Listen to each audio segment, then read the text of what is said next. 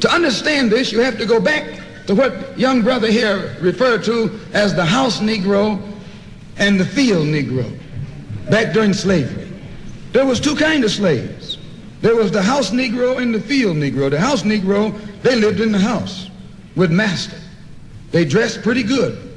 They ate good because they ate his food, what he left.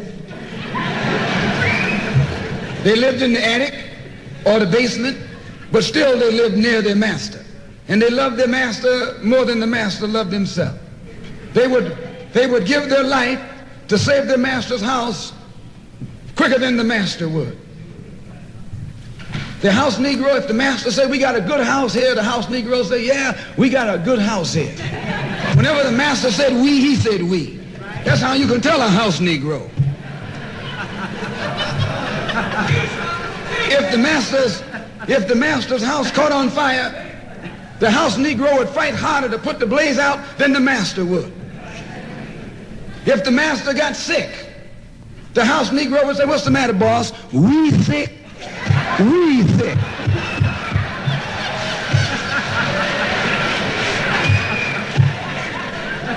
He identified himself with his master more than his master identified with himself.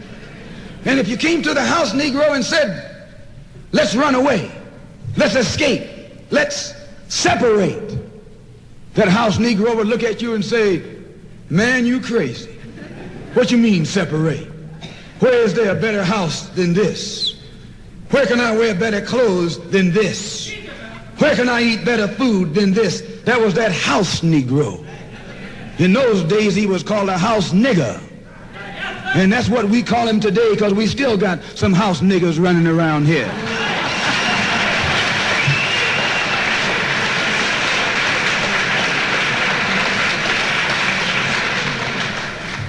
This modern house Negro loves his master. He wants to live near him. He'll pay 3 times as much as the house is worth just to live near his master. And then brag about, I'm the only Negro out here.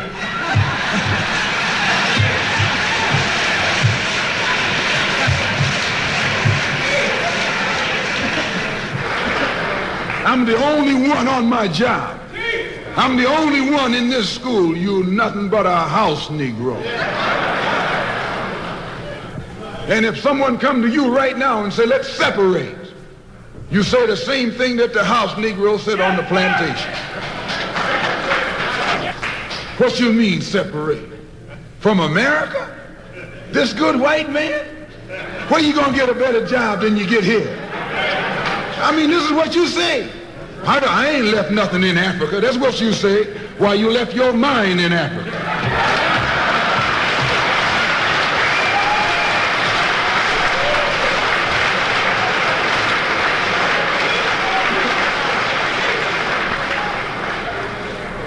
On that same plantation, there was the field Negro.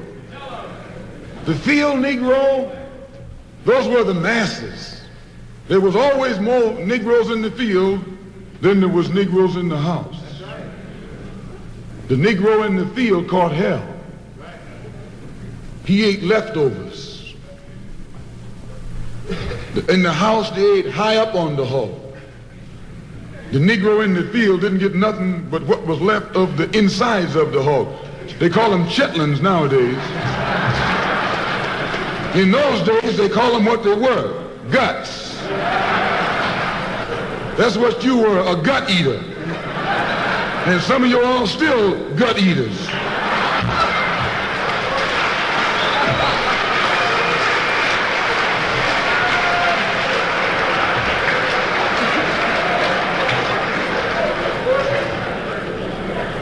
The field Negro was beaten from morning till night. He lived in a shack, in a hut. He wore cast-off clothes. And he hated his master. I say he hated his master. He was intelligent. That house Negro loved his master. But that field Negro, remember, they were in the majority.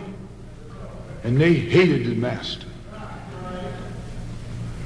When the house caught on fire, he didn't try and put it out. That field Negro prayed for a wind. for a breeze. When the master got sick, the field Negro prayed that he died. If someone come to the field Negro and said, let's separate, let's run, he didn't say, where are we going? He said, any place is better than here.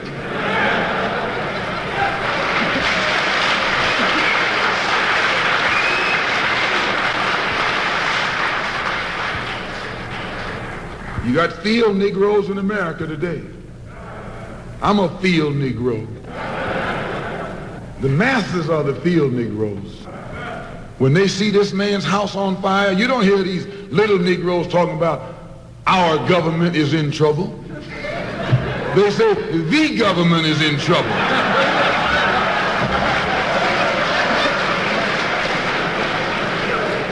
Imagine a Negro, our government. I even heard one say, our astronauts. They won't even let him near the plant.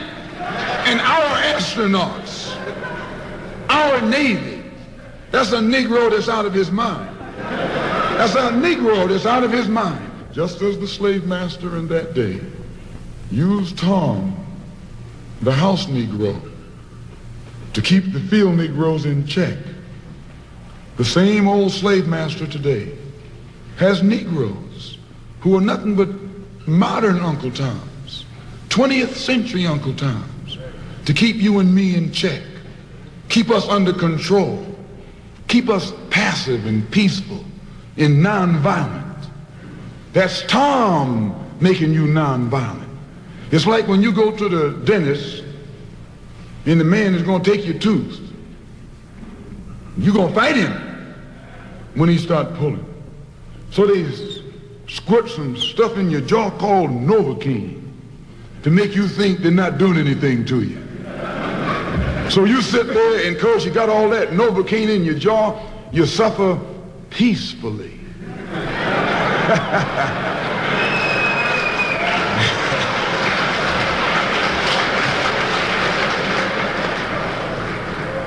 Blood running all down your jaw. And you don't know what's happening because someone has taught you to suffer peacefully. The white man do the same thing to you in the street. When he want to put knots on your head and take advantage of you and don't have to be afraid of you fighting back, to keep you from fighting back, he get these old religious Uncle Toms to teach you and me. They're just like Novocaine, suffer peacefully. Don't stop suffering, just suffer peacefully. As Reverend Cleave pointed out, let your blood flow in the streets. This is a shame. And you know, he's a Christian preacher. If it's a shame to him, you know what it is to me.